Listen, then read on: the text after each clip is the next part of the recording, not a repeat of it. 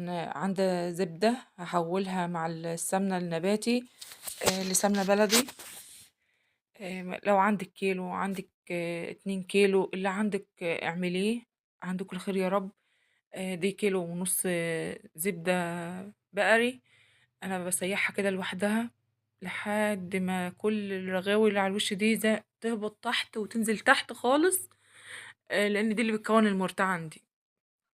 والناحية التانية طبعًا أنا حاطة السمنة على النار تسيح على الهادي خالص، اللي هي في العلبة، عندِك بقى روابي، عندِك جنة، عندِك كريستال، أي نوع سمنة نباتي أنتِ بتفضّليه وبتحبيه.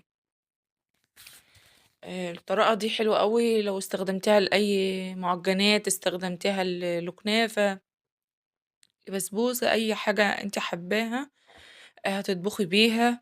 بتخلّي ريحة الأكل وطعم الأكل حلو أوي، لإن الزبدة بتبقى ظاهرة فيها، وطبعًا كل ما